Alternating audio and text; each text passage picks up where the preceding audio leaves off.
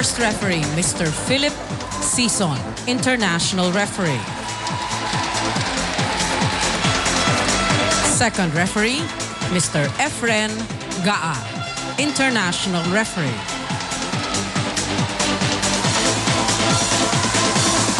Let's call on our starting lineup from our Lady Spikers of the De La Salle University.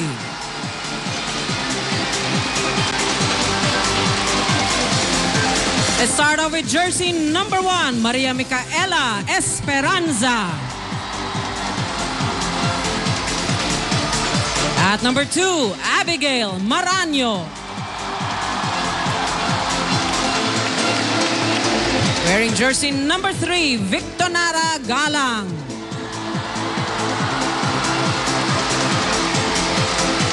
At number 7, Michelle Gumabaw.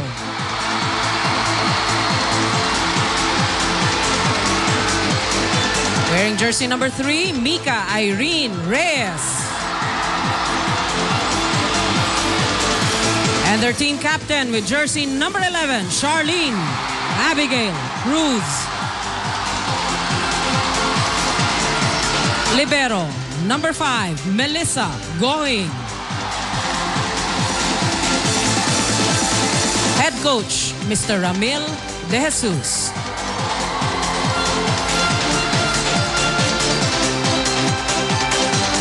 Let's call on our Lady Eagles of the Ateneo de Manila University. Wearing jersey number 2, Eliza Valdez.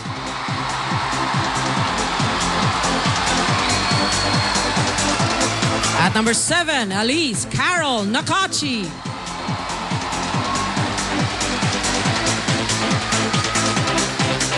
Wearing jersey number 6, Angeline Marie Hervasio.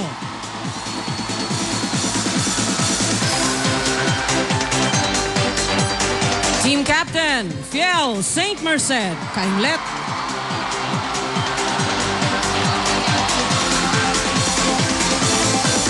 At number 12, Jaminea Ferrer.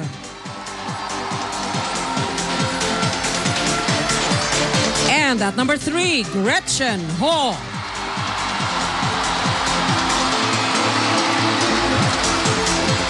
Libero, number 13, Denise Michelle Lazaro. Head coach, Mr. Roger Gorayev. The best of luck to both teams. There is the starting 6 for your Ateneo Lady Eagles. Hervasio coming off a 10-point performance, and you're looking for more numbers from her.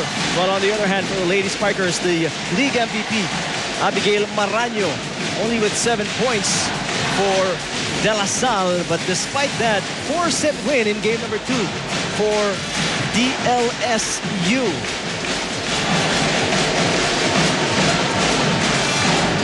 Lady Spikers looking to win it all here today, while Ateneo looking to defeat La Salle only for the 2nd time this season, but that 2nd win will be big.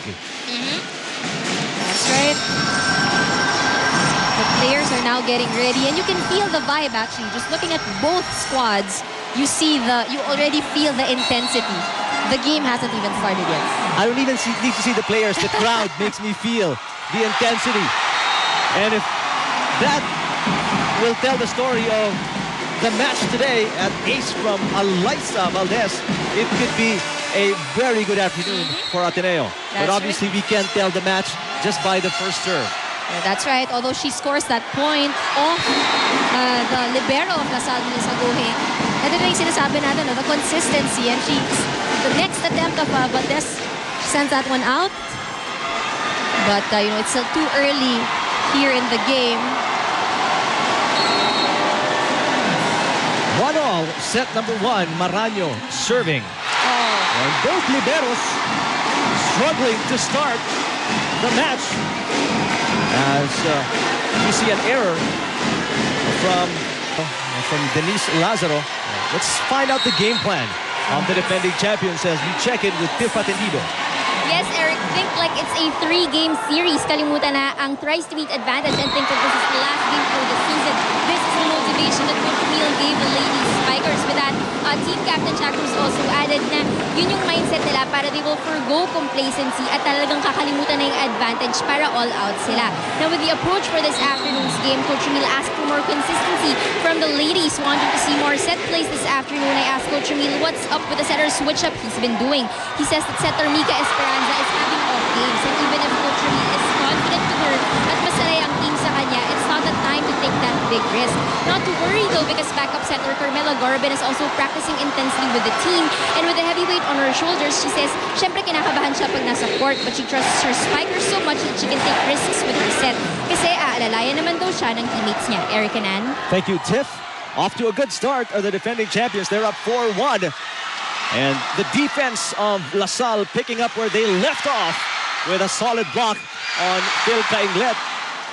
Worried look on the face of Jam Pereira as they finally get their first point off an attack. Ateneo now, with 2 points. If Ateneo would look back at game 2, what they need to be wary of is the blocking of LaSalle, because as you can see, pantay lahat eh. In all of the skills, hindi naman lumayo yung LaSalle. It's only in blocking where LaSalle really showed advantage. That is off the fingers of Cainglet on the check ball point. DLSU Ateneo is down 5-2. Let's see the game plan this time from our fourth panelist. Let's check it with Steph C. It's do or die, and it's now or never for the Ateneo Lady Eagles, which is why, as much as possible, they will do whatever it takes to stop LaSalle from winning the championship today.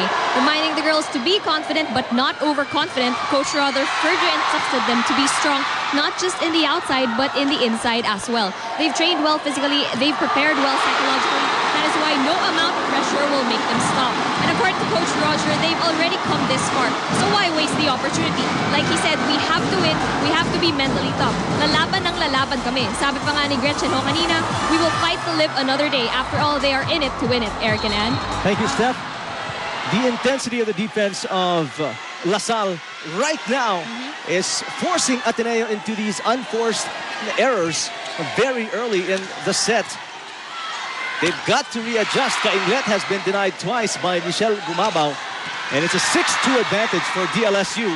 A poor set by Esperanza that time results in a free ball for Ateneo. Tipped by Herbacio. Both teams playing tremendous defense. One-handed pickup by Valdez. Here comes Cainglet. Oh, look at these girls just go after each and every ball. Gretchen Ho on the cross. Yes. That is a much-needed point for Ateneo. The last thing that they want is for LaSalle to get such a big lead that they will have a hard time in, catching up. The footage of Ateneo's attacks are very low right now. But let's see how they pick it up as Herbacio serves an ace on that patented jump serve. Now, if you're Ateneo, what you want right now is to really take advantage of all the weaknesses that you see on the side of LaSalle, because clearly, nahihirapan sila. It's very difficult for them to penetrate the blockers of LaSalle. So, in any other skill, even if it has to go to the service at the service area, kung makaka-ace sila, they should take advantage of it. A very tricky situation. You're really putting yourself on the line. Talagang pushing yourself to the limit, trying to look for these errors in a very solid LaSalle team.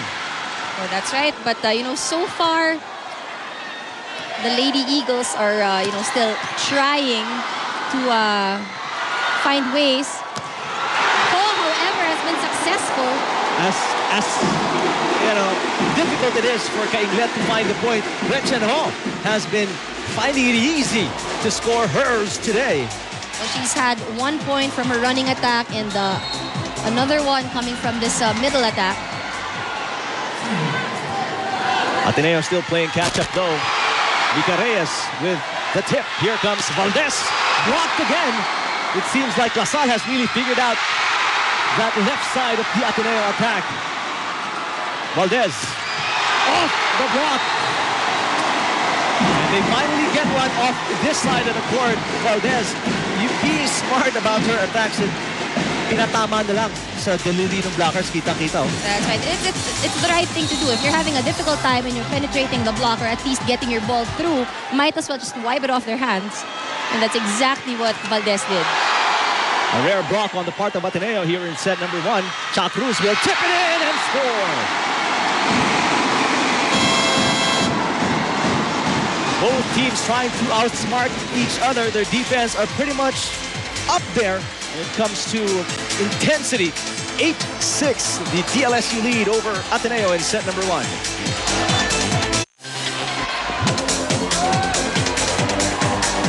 Cha Cruz denied the first time, but she's smart enough. She's a veteran. She knows what to do the second time and finds that opening behind the blockers of Ateneo.